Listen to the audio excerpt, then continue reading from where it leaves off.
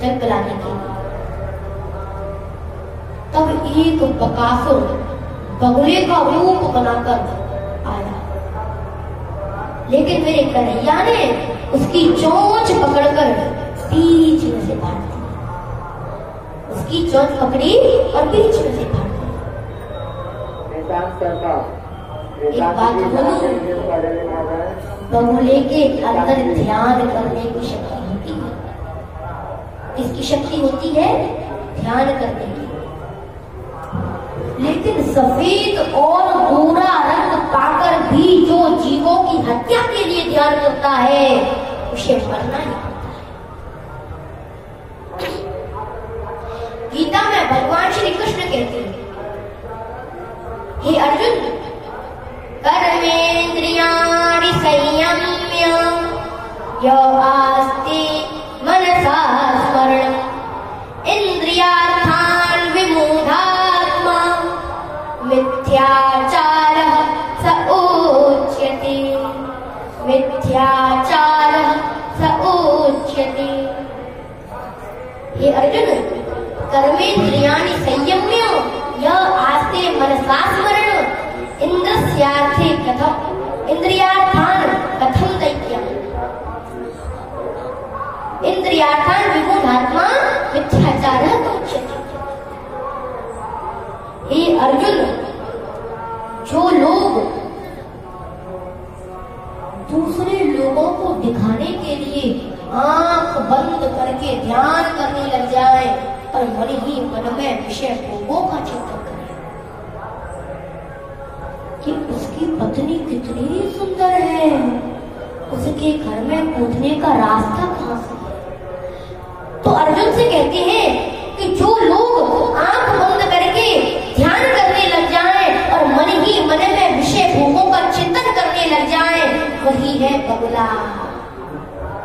उन्हीं का नाम है बगुला। बगुले के अंदर ध्यान करने की शक्ति होती है, लेकिन फिर भी सफेद और गोरा रंग पाकर भी ये बगुला केवल जीवों को मारने के लिए ध्यान करता है। एक दिन बकासुर का भाई अघासुर, बकासुर का भाई कौन था? अघासुर। तो एक दिन अघासुर अपने भाई की मौत का बदला लेने के लिए एक अजगर का रूप बनाकर आया और बहुत विशाल रूप बना लिया है इसने बहुत विशाल रूप बना लिया। और जिधर ग्वालवाल बैठे हैं उधर अपने मुंह को खोल कर बैठे हैं। जिधर ग्वालवाल बैठे हैं उधर अपने मुंह को खोल कर बैठे हैं। तब सभी ग्वालवाल गुफा समझकर इसके मुख में घुसने लगे, लेकिन श्री कृष्ण रोक रहे थे। ये ग्वालवालों लौटकर आओ, ये गुफा नहीं है। ये ग्वालवालों लौटकर आओ, ये गुफा नहीं है। लेकिन फिर भी ग्वालवाल इसके मुख में प्रवेश कर गए। तब ग्वालवालों को बचाने के लिए मेरे गोविंद ने उस अघासुर के मुख में प्रवेश कर लिया और योग के द्वारा अपने शरीर को बढ़ाकर इसकी दम घुट कर मार दिया। तब श्री कृष्ण ने क्या किया? इसके मुख में घुस गए और योग के द्वारा अपने शरीर को बढ़ा लिया और इसकी दम घुटकर मार डाला, इसका उद्धार कर दिया। तो आइए अब हम ये समझें कि अघासुर किसे कहते हैं। अघासुर किसे कहते हैं? अघ कहती है पाप को, अघ कहती है पाप को, और असुर माने राक्षस, यानी कि ये पाप रूपी राक्षस ही है अघासुर। यानी कि इस कलयुग में ये श्रीमद् भागवत पुराण ही है श्री कृष्ण, और ये पुराण इस जीवात्मा को, इन जीवों को पाप रूपी अघासुर के मुख में जाने से रोक रही है, लेकिन फिर भी जीव इनके मुख में प्रवेश कर रहा है। लेकिन जिस प्रकार मेरे गोविंद ने अघासुर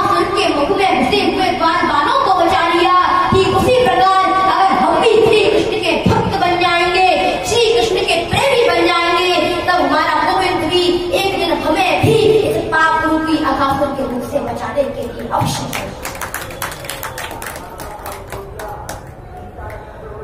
तो आज भगवान ने इस अभाषण का उद्धार किया। एक दिन मेरे गोविंद सभी ग्वाल बालों के मध्य में बैठ के पूजन कर रहे थे। विप्रद वेणुं जटर पटयो श्रृंगवेत्रे जगक्षे वामे पाणौ मसृण कवलं तत्फलान्यंगुलीषु तिष्ठन् मध्ये स्वपरिशुहृदो आशयन्नर्मभिस्वैः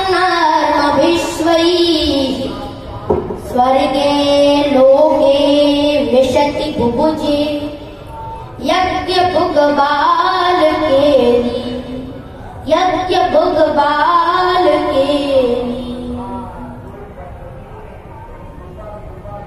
भगवान श्री कृष्ण ने अपनी कमर में बंधे हुए दुपट्टे में ही अपनी बंसी को खोस लिया है। यानी कि कमर में दुपट्टा है, उसी में अपनी बंसी खोस ली और दोनों कांखों में श्रृंगी और बाजा और लाठी दबा ली और इन उंगलियों के बीच में बिल्कुल आंवले के अचार भर लिए और उल्टे हाथ में दही भात रख लिया है। हंसी मजाक करती हुई सभी ग्वाल बालों के मध्य में बैठकर भोजन खा रही है।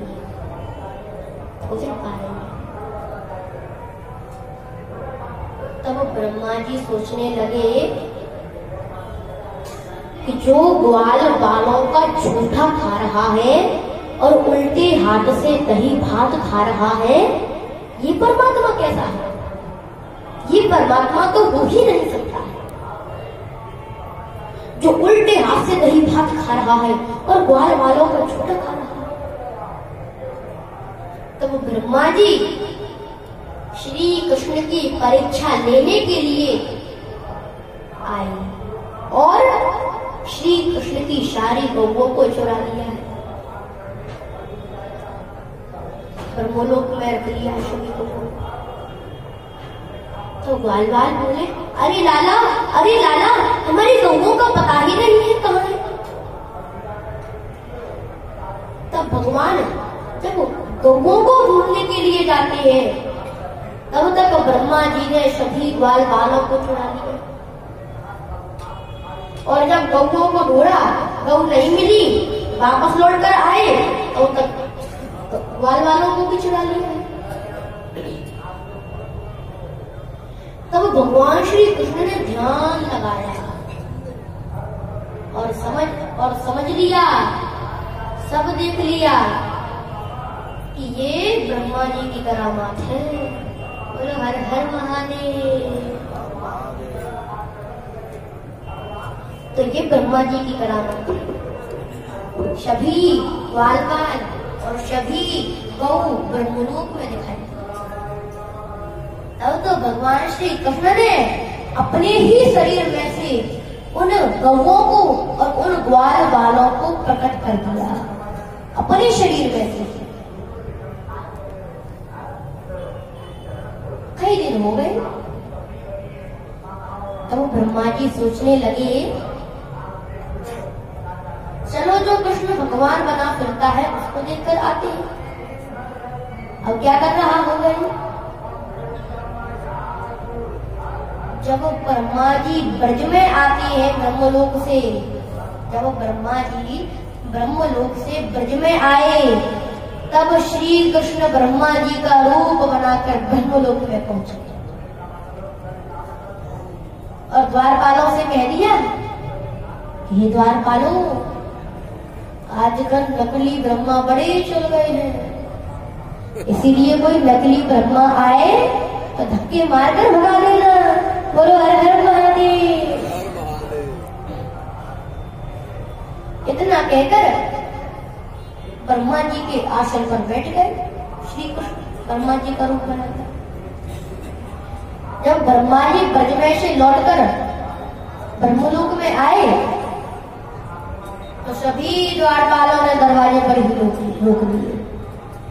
आ गया नकली ब्रह्मा। हमारे ब्रह्मा बिल्कुल ठीक कह रहे थे कि नकली ब्रह्मा बड़े चल गए हैं। तब ब्रह्मा जी बोले, अरे मूर्खों, मैं ही तुम्हारा असली ब्रह्मा हूं। द्वारपाल बोले, हमें पागल मत बनाओ, हमारा ब्रह्मा तो अंदर बैठा हुआ है, तू तो नकली ब्रह्मा है। या तो तुम खुद जा रहे हो या हम तुम्हें धक्के मार कर निकाले। तब ब्रह्मा समझ गए कि ये श्री कृष्ण की कलामात है। तब तो प्रसन्न होकर श्री कृष्ण की स्तुति करने लगे। तब ब्रह्मा जी की स्तुति से प्रसन्न होकर श्री कृष्ण कक्ष में से निकलकर आए और ब्रह्मा जी से बोले, हे ब्रह्मा, मेरे ग्वाल बालों जैसे भोले भाले भक्तों को जो परेशान करता है उसका वही हाल होता है जो ब्रह्मा आज तेरा हुआ है। बोलो हर हर महादेव।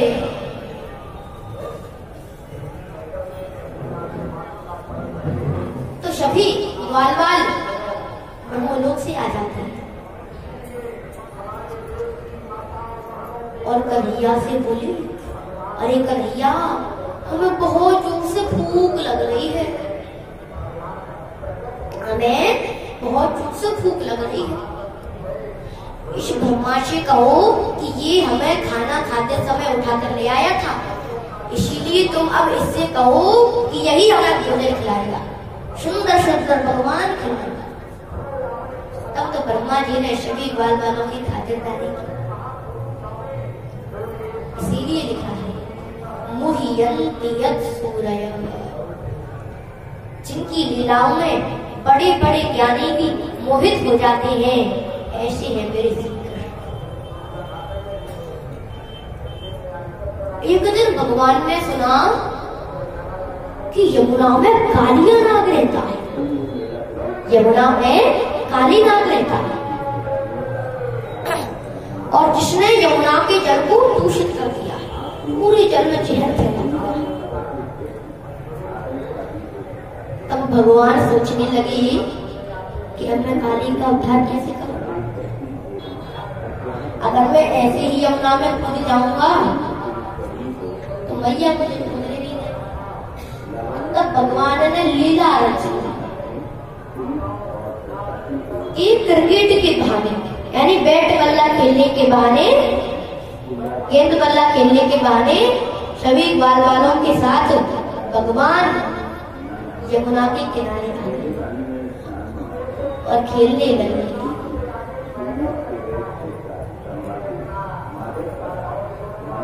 तब मेरे लाला ने एक ऐसा शॉट मारा, ऐसा शॉट मारा कि गेंद यमुना जी में चली गई।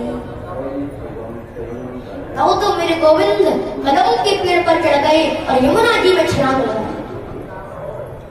और ग्वाल बाल घबरा रही है कि अब यशोदा मैया हमसे पूछेंगी तो हम क्या जवाब देंगे। अगर यशोदा महारानी हमसे पूछेंगी तो हम क्या जवाब देंगे। जैसे ही श्री कृष्ण इस यमुना नदी में कूदते हैं तो सभी गाय और बछड़े गोपाल गोपाल कहकर रवाना यमुना में कूदने के लिए दौड़ पड़ रहे हैं। लेकिन सभी ग्वाल बाल और बलराम जी एक ग्रुप बनाकर बलराम जी मैया यशोदा को पकड़ लेते हैं कि कहीं मैया यमुना में नहीं। तब थोड़ी ही देर में क्या देखा कि श्री कृष्ण काली के फड़ों पर नाच नाच कर उसके फड़ों को कुचल रहे। श्री कृष्ण काली नाग के फड़ों को कुचल रहे। तब काली नाग की पत्नियां आ गई और गोविंद से निवेदन करने लगी, हे गोविंद, ये काली हमारा सुहाग है, ये काली हमारा सुहाग है। आप काली को छोड़ दीजिए। तब श्री कृष्ण ने काली नाग को छोड़ दिया और रमण द्वीप में भेज दिया। तब एक दिन लेकिन विचार करने की बात है कि भगवान श्री कृष्ण ने काली नाग को भगाकर पूरी यमुना को स्वच्छ कर दिया, लेकिन आजकल तो यमुना आदि नदियों को स्वच्छ करना बड़ा ही मुश्किल हो गया है। क्यों? क्योंकि पहले केवल एक काली नाग था, लेकिन अब हजारों कालिया नाग पैदा हो गई। मैं बताऊं ये काली नाग कौन है? सभी ध्यान से नदियों की तरफ से, सरकार की तरफ से आए हुए पैसे को जो खा जाए वो है काली। चुनाव जीतने से पहले जो घोषणा करते हैं कि हम चुनाव जीतने के बाद में नदियों को स्वच्छ कर देंगे, और जीतने के बाद में जो नदियों की तरफ मुड़कर भी ना देखें, वे है काली नाव। लेकिन इस व्यासपीठ से आपका बाल व्यास शिवशक्ति पुत्र, ये गुरुदेव का लाडला शिवशक्ति पुत्र यमुना आदि नदियों को ये वचन देता है, उनसे ये निवेदन करता है कि हे मेरे भारत के सौंदर्य को बढ़ाने वाली यमुना आदि नदियों, तुम दुखी मत होना। क्यों? क्योंकि एक दिन मेरा कृष्ण जरूर आएगा, एक दिन मेरा गोविंद जरूर आएगा, और यमुना हे यमुना नदियों और काली नाग के घरों को कुचल कुचल कर हमेशा हमेशा के लिए नष्ट कर देगा। एक दिन मेरा कृष्ण जरूर आएगा और नदियों के नाम पर दलाली करने वाले काली नागों के घरों को कुचल कुचल कर हमेशा हमेशा के लिए नष्ट कर देगा।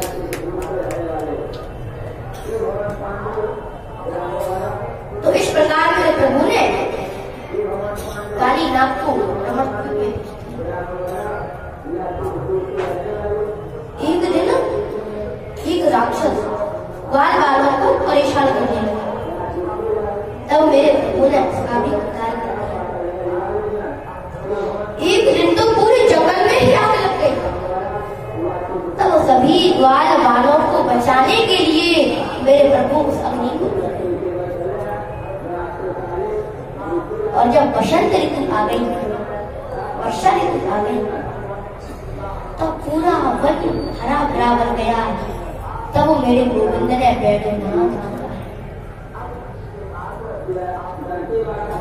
बैडुनाथ किया है मेरे गोविंद ने। वरहा पीडम नटवर वपुः कर्णयो कर्णिकारम् विप्रदवासः कनककपिशम् वैजयन्तीं च मालाम् रन्ध्रान् वेणोरधर सुधया पूरयन् गोपवृन्दैः वृन्दारण्यं श्वपदरमणं प्राविशद गीतकीर्तिः वृन्दारण्यं श्वपदरमणं प्राविशद गीतकीर्तिः। मेरे गोविंद ने वेणुनाद किया, बांसुरी बजाया। वरहा प्लस आपीडम बराबर वरहा पीडम। वरहा माने मोर पंख और आपीडम माने मुकुट। आपीडम का क्या अर्थ है? मुकुट।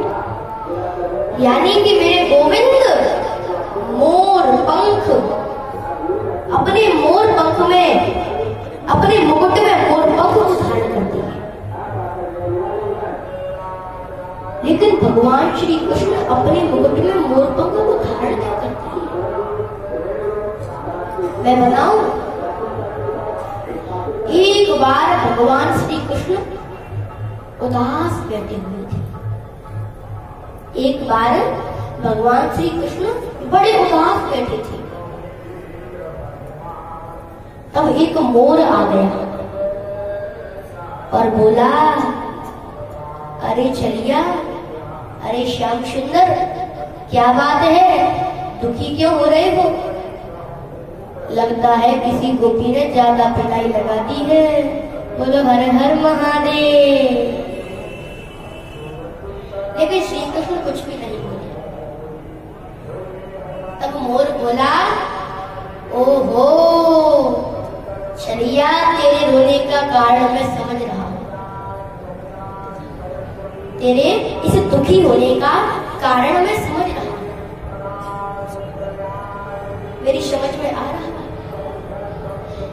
तेरे कोई दोस्त नहीं है, तेरा कोई मित्र नहीं है, इसीलिए तो दुखी है। तब श्री कृष्ण बोले, हाँ मोर, मेरा कोई दोस्त ही नहीं है, मेरा कोई मित्र ही नहीं है, इसीलिए मैं दुखी हो रहा हूं। तब मोर बोला, अरे माखन चोर, मेरी नजर में तेरे लायक दोस्ती करने वाला एक चोर है, एक दोस्त है। अगर तू उससे दोस्ती कर ले तो मैं तुझे उसके पास ले जाऊं। भगवान बोले, कहाँ है वो दोस्त, कहाँ है वो मित्र? तब मोर भगवान को लेकर चल दिया। आगे आगे मोर चल रहा है और पीछे पीछे माखन चोर चल रहा है। तब मोर माखन चोर को लेकर बरसाने पहुंचा। तब कृष्ण बोले, हे मोर, तुम मुझे वृंदावन से यहाँ बरसाने में ले आए हो, यहाँ कौन सा दोस्त है, यहाँ कौन सा मित्र है? तब मोर बोला, अरे माखन चोर, देख उस ओर जिधर लटक रहा है राधा रानी की चुंदरी का छोर। राधा रानी को देखकर माखन चोर हो गए भाग विभोर। जैसे ही श्री कृष्ण की नजर राधा रानी पर पड़ी और राधा रानी की नजर श्री कृष्ण पर पड़ी, नैन हुए जब चार, तब हुआ दोनों में प्यार। श्री कृष्ण का ध्यान जब राधा रानी से हटता है तो क्या देखा, मोर नाच रहा। यानी कि श्री कृष्ण और राधा के प्रेम को देखकर मोर भी नाचने लगा। और जब राधा रानी से मेरे प्रभु का ध्यान हटता है तब ये देखा कि मोर नाच रहा है। तब तो मेरे प्रभु ने मोर को अपनी गोद में उठा लिया और कहा कि ये मोर, मैं तेरे कर्जे को कभी भी नहीं चुका पाऊंगा। क्यों? क्योंकि तूने मुझे राधा रानी से बुलाया है। मैं आप सभी से एक बात बोलूं, भगवान के दो भक्त ऐसे हुए हैं जिनके कर्जे को भगवान नहीं चुका पाए। एक तो मोर और दूसरे हनुमान जी महाराज। हनुमान जी महाराज जब लंका से लौटकर माता सीता का समाचार राम जी को सुनाते हैं तब श्री राम भी यही कहते हैं कि हे हनुमान, मैं तुझसे पूर्ण नहीं हो सकता। शोलो सुत तो पूर्ण में नाही, देखे करी विचार मन मन। जिस प्रकार श्री राम हनुमंत लाल से कहते हैं उसी प्रकार श्री कृष्ण मोर से कहते हैं, हे मोर, मैं तेरे कर्जे को तो नहीं चुका सकता हूँ, लेकिन तेरी याद में तेरे मोर पंख को अपने